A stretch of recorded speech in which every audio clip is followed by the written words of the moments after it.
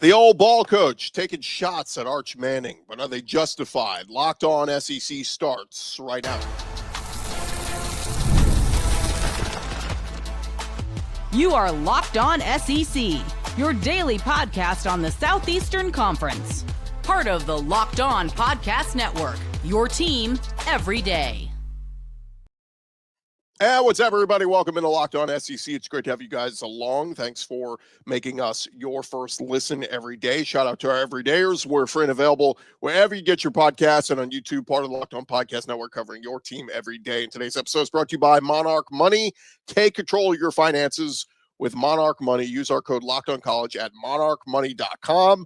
Get 50% off your first year. All right, we rarely talk about Steve Spurrier anymore these days, but he remains relevant, still around the Florida program, and has an office there and does some things. And he's never been one to shy away from sharing his opinions on things. And this week he was on Pat Dooley's podcast, another duly noted podcast. And we talked on a number of different topics. And one of the things that came up was, hey, your thoughts on Arch Manning in Texas. Obviously, Spurrier coached against Peyton when Peyton Manning was the quarterback at Tennessee.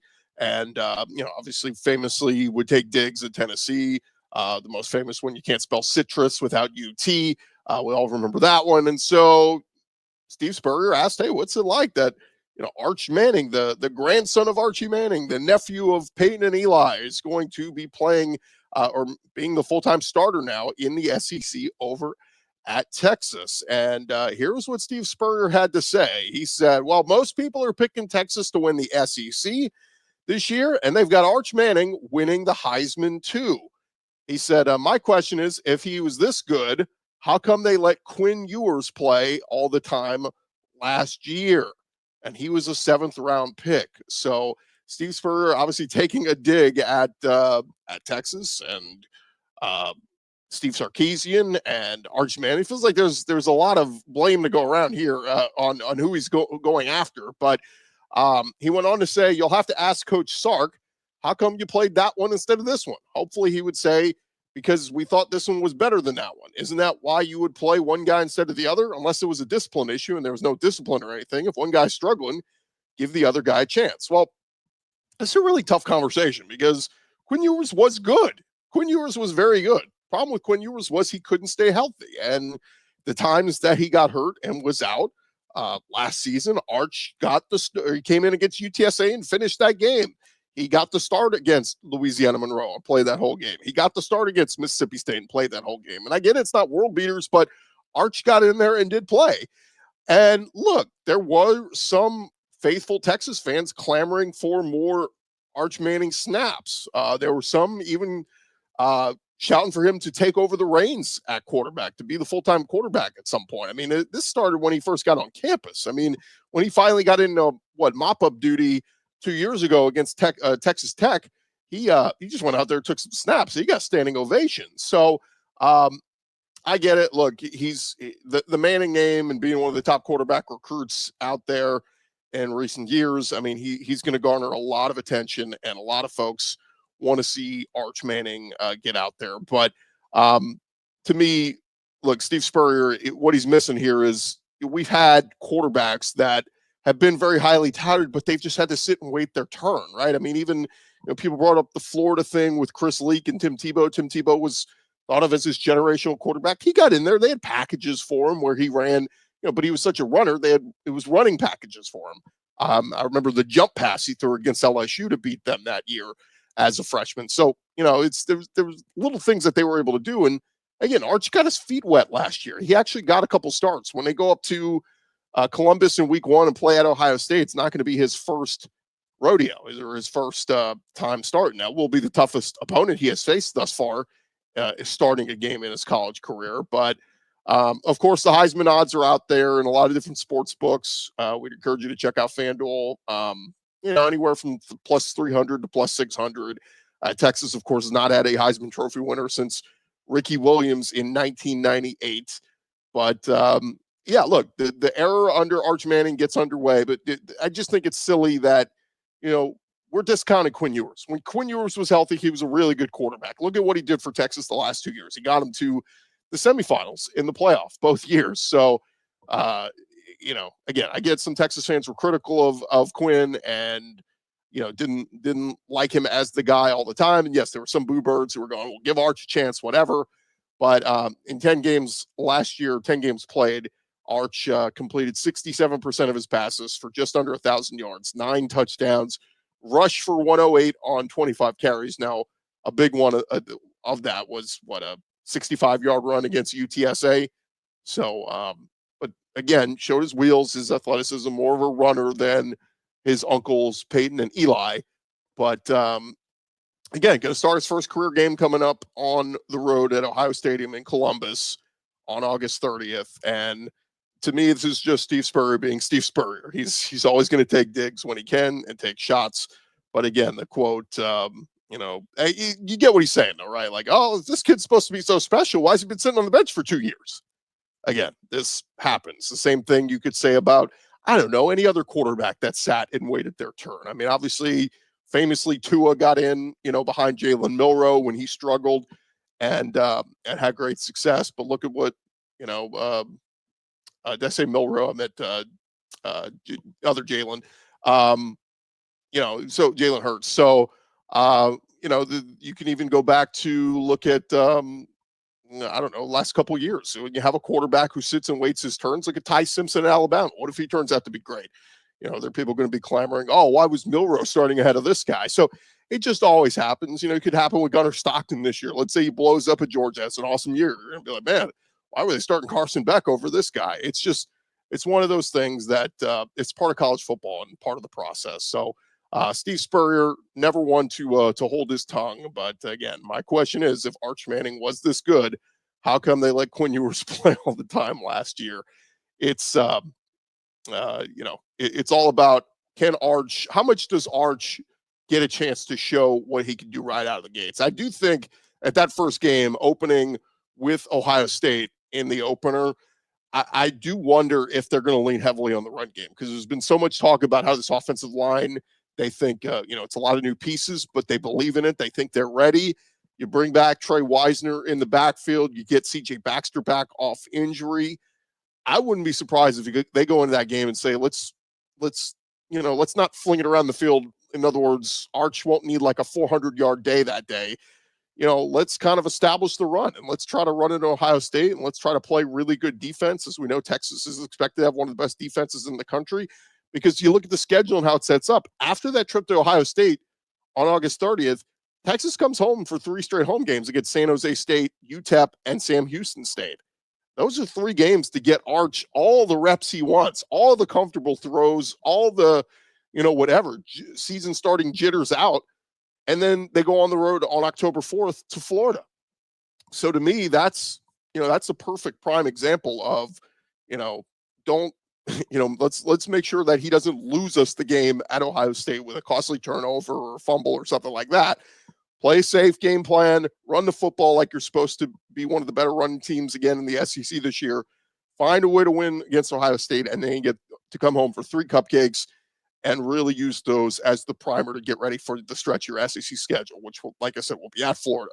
Then you get Oklahoma and Dallas. Then you get Kentucky on the road. Then you're Mississippi State on the road. And then you don't come back home until November 1st against Vandy. That's their first SEC home game of the season. It's not till November 1st. So anyway, just thought I would bring that up. It's just kind of interesting here. Steve Spurrier making some headlines in the offseason. And, of course, a member of the College Football Hall of Fame, led Florida to the national championship in 1996. And, of course, came back to college football years later at South Carolina, where he spent 11 seasons and had a lot of success there. Had some of the best years that South Carolina has seen in recent history there on the football field. So thank you guys for making a Locked On SEC your first listen every day. Coming up next, we will get into a few other things, including the College Football 26 EA Sports rankings, ranking the toughest places to play. We'll get into that here coming up next, right here on Locked On SEC. Hey, but first, I want to remind you guys about our new sponsor on our show, and that is Rugiet. You've probably heard of products like Viagra or Cialis. Maybe you've even tried them, but if you're looking for something beyond the usual pill, it's time to meet Rugiet Ready. Urgent Ready is a next-gen prescription treatment designed to amplify arousal in the brain and boost blood flow. Unlike the usual pills that can take hours, Urgent's 3-in-1 formula dissolves under the tongue and kicks in fast. On average, in 15 minutes. Effects can last up to 36 hours, so you can stay confident and in control when the moment is right. If traditional options have not worked for you, Urgent might be the answer. Over 150,000 men have already made the switch, and you're going to love that. You can do it completely online. Urgent connects you to with a board-certified doctor and will ship your treatment discreetly to your door. Head to Rugiet.com right now /LockedOnCollege and use our code LockedOnCollege to get 15% off. Again, that is Rugiet, RUGIET.com /LockedOnCollege and use promo code LockedOnCollege for 15% off. Individual results may vary with prescription treatment. Compounded drugs are permitted to be prescribed under federal law, but are not FDA approved and do not undergo FDA safety, effectiveness, or manufacturing review. Please visit Rugiet website for full safety information.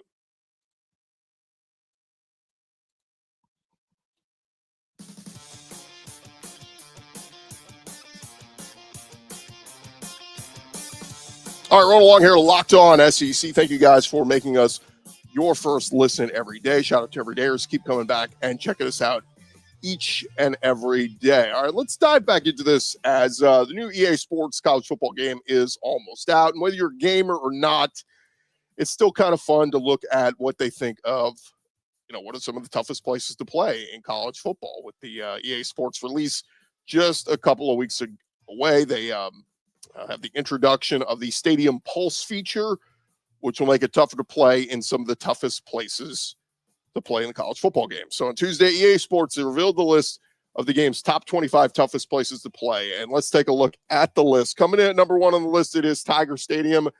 Death Valley at LSU, they still believe is the toughest place to play. Behind them, it's Beaver Stadium at Penn State, number 2. Ohio Stadium at Ohio State, number 3. Sanford Stadium at Georgia, number 4. And Bryant-Denny Stadium at Alabama, number 5. So 3 of the top 5 coming from the SEC, the other 2 from the Big Ten. Outside of that, Memorial Stadium at Clemson, they've got number 6. Ben Hill Griffin Stadium at Florida coming in at number 7. The Gaylord family, Oklahoma Memorial Stadium coming in at number 8 for Oklahoma. Oregon comes in at number 9. Michigan at number 10. So that rounds out the top 10. Outside the top 10, Kyle Field at Texas A&M coming in at number 11. I don't know. I was at Kyle Field last year for a couple games, and it gets pretty loud. I would put them in the top 10. Neyland Stadium, of course, that feels a little low coming in at number 12. I've been there for some big games. That place can get loud. Dow K. Royal Stadium, been there. I could get loud. That comes in at number 13 on the list. So 11, 12, 13, all from the SEC. At number 14, it's Florida State with Doak Campbell. At 15, Camp Randall. That seems a little low, although it feels like it's been a while since Wisconsin has played some big games at home. Coming in at won some big games, I should say. Coming at number 16 from the SEC, Williams-Brice Stadium. How about South Carolina getting some love? Well-deserved there.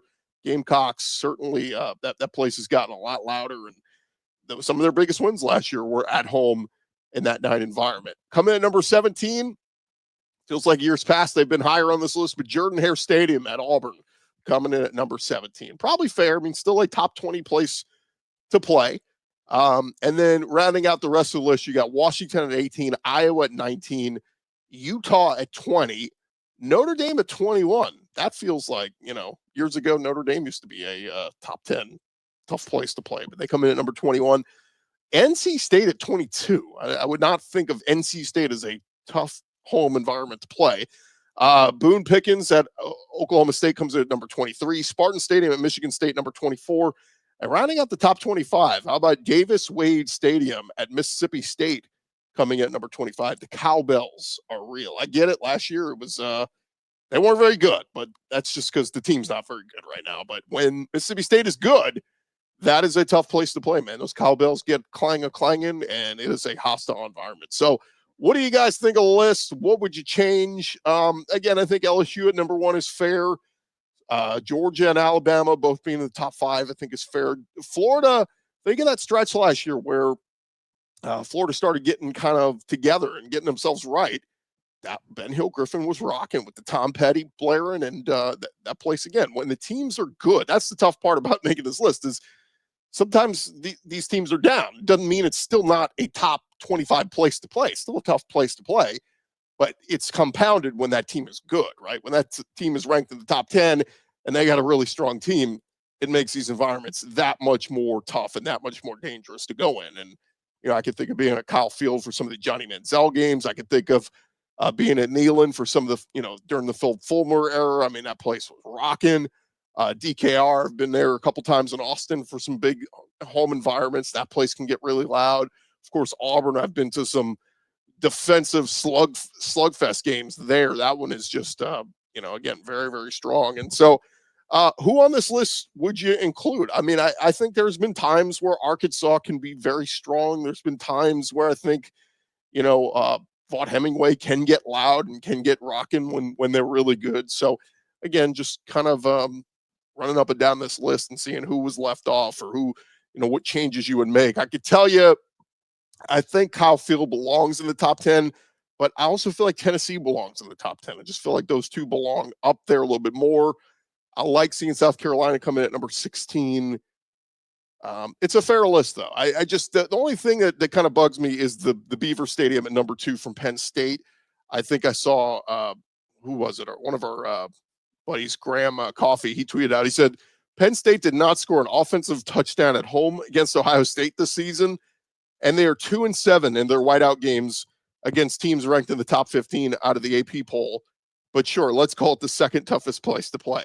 That's the tough part about it is, I mean, look, the whiteout's cool and they start chanting and all that. It's a cool environment. Looks great on TV, but has Ohio State or Michigan been intimidated in that environment, having to go there in recent years? It just feels like it has not been the case. So anyway, if you agree with it, disagree with it, let us know in the comments on our YouTube page. But toughest places to play, according to EA Sports College Football 2026, which will be out very, very soon. All right, thank you guys for making Locked On SEC your first listen every day. Coming up next, we'll get to some news and tidbits. We got some recruiting news. We got Auburn selling out their stadium once again. We'll talk about that coming up in just a sec. But first, I want to remind you guys about our friends at Monarch Money. If you ever wished managing your money felt easier with Monarch Money, it can. Whether you're growing your savings or planning a big purchase, Monarch puts you in the driver's seat. It's like having your own personal CFO, giving you full visibility and control over your finances. Monarch Money, it's more than just a budgeting app. It is a complete financial command center. You can track all your accounts, investments, and spending in one place. So in addition to managing your money, you're also building wealth. And again, if you got a financial goal in mind that you want to get serious about, Monarch Money is the place to go. Go take control of your finances with Monarch Money. Use our code LOCKEDONCollege at monarchmoney.com. Get 50% off your first year. That's monarchmoney.com. Code LOCKEDONCollege. Get half off your first year with Monarch Money.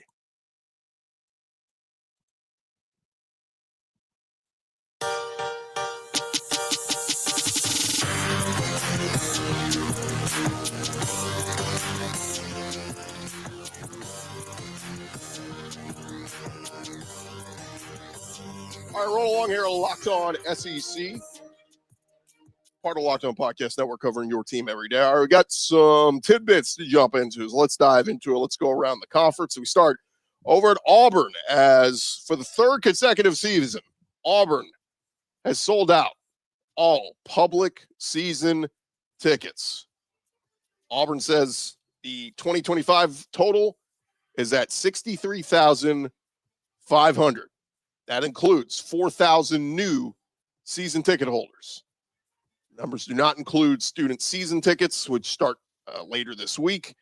Well, Hugh Freeze coming out and saying, I want to thank our incredible fan base for their continued support of Auburn and the football program. The Auburn family is second to none, and a sellout of season tickets for 3 straight years demonstrates what makes Auburn so special. We look forward to seeing everyone on September 6th in Jordan-Hare for kickoff on the Plains.